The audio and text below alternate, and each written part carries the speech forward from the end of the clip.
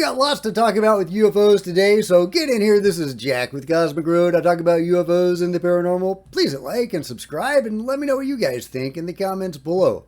Okay, to start off with, we have some intriguing comments from Jeremy Corbell and George Knapp.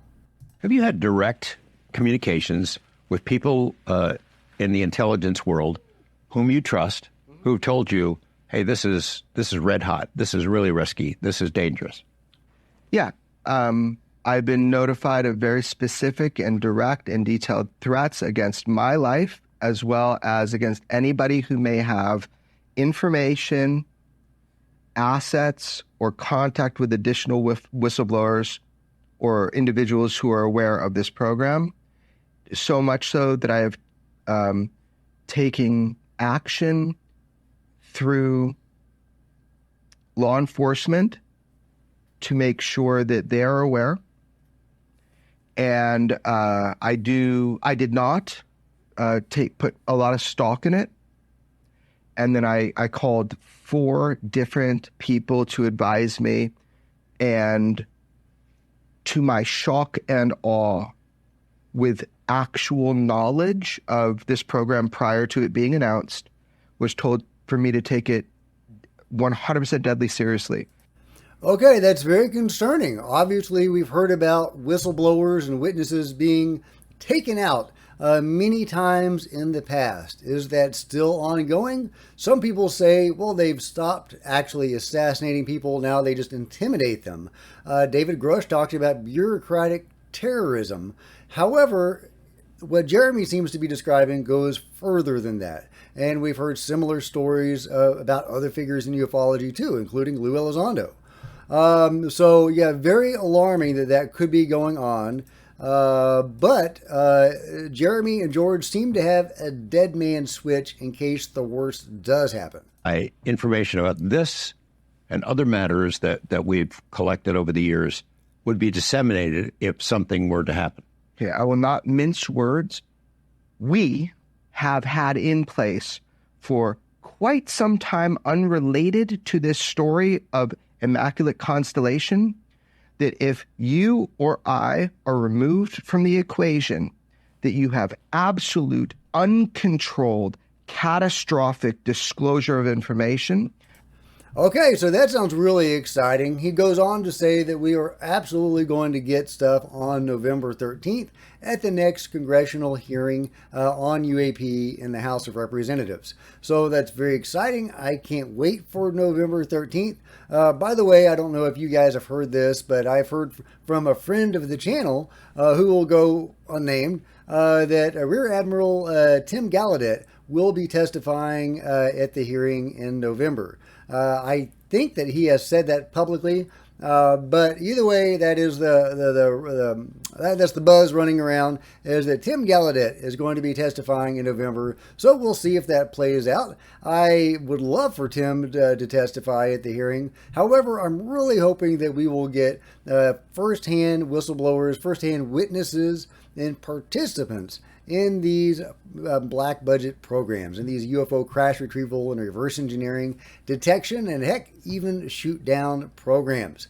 That's what we really need, is for Congress to hear from firsthand participants, and for the American people and the people of the world to hear that as well. Either way, really interesting stuff. Alarming about the threats on Jeremy's life and others. So we'll see how that plays out. Meanwhile, we've got new UFOs to look at, supposedly from England. This is put up by Think Tank, who says they received it from a source they can't verify or confirm. So, who knows? Who knows? But it's certainly intriguing footage of these the spheres. I'm going to call them the type 1 orbs. Yeah, I think of orbs as having different categories. There's the type 1s that are more, metallic, spherical, nuts and boltsy sort of craft. Then there's the type 2 that are the, smaller, phantasmal, possibly other dimensional craft that will show up in people's homes, like Lou Elizondo's home. And that sort of thing. And then there's the type 3 orbs, which are the more paranormal orbs that you see on ghost hunts, which are very much smaller. But there's a lot of crossover, interestingly, between those categories. So yeah, let me know if you think this is a legit footage or not. Meanwhile, could a lost underwater city discovered in India rewrite the history of civilization? That's right, the vestiges of what many believe to be a lost ancient civilization have been discovered off the coast of western India. What has been described as a vast city stretching more than 5 miles. 5 miles long and 2 miles wide, was discovered 36 meters underwater in the Gulf of Combat, previously known as the Gulf of Cambay. The most exciting part of the discovery, which was made by the National Institute of Ocean Technology back in December 2000, although this is a recent article from MSN no less, is that it could rewrite human history as we know it. However, more than 2 decades since the landmark find, experts are still at loggerheads over the age and significance of the archaeological site, which has come to be known as the Gulf of Combat Cultural Complex. The city-like structures were uncovered by NIOT by chance as they performed routine pollution surveys in the region. Using sonar technology, the team identified huge geometrical structures deep down on the seafloor. Debris recovered from the site included pottery, beads, sculptures, sections of walls, and human bones and teeth, with carbon dating finding these to be nearly 9,500 years old.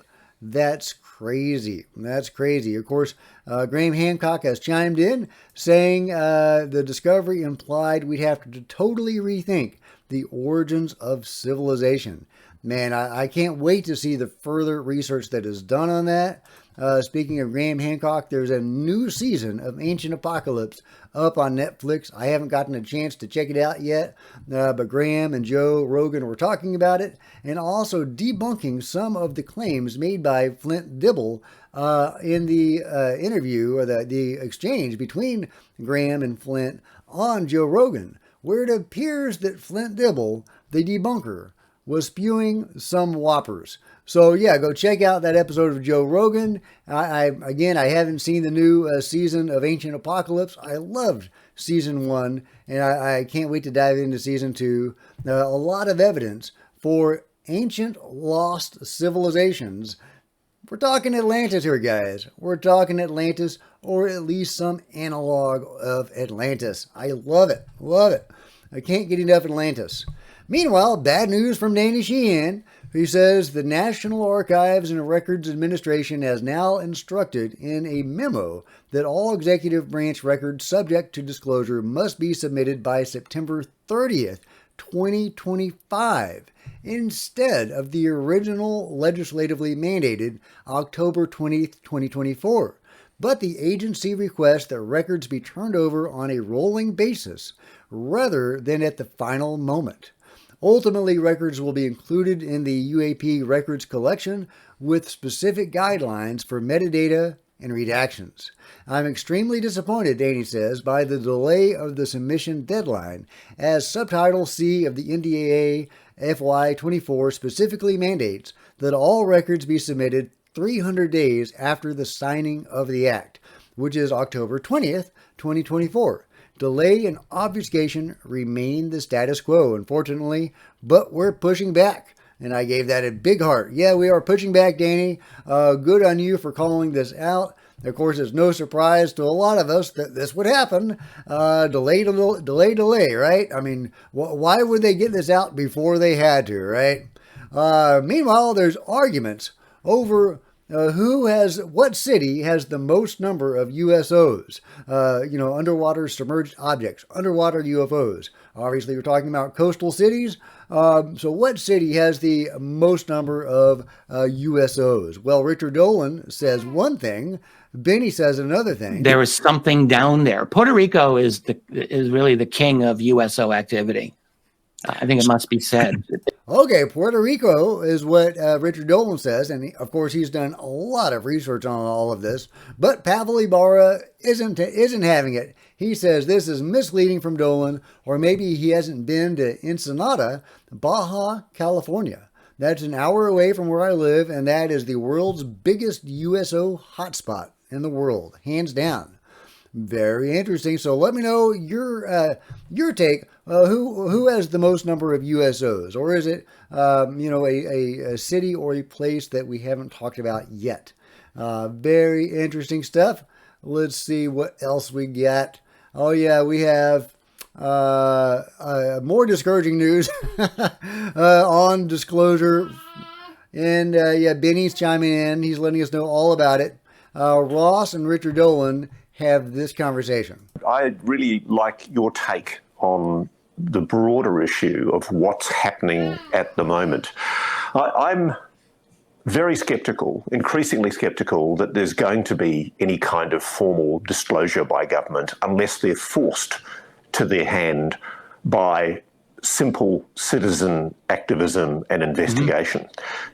Do you agree? I mean, hearing you talk about the US Navy makes me even think that even more strongly.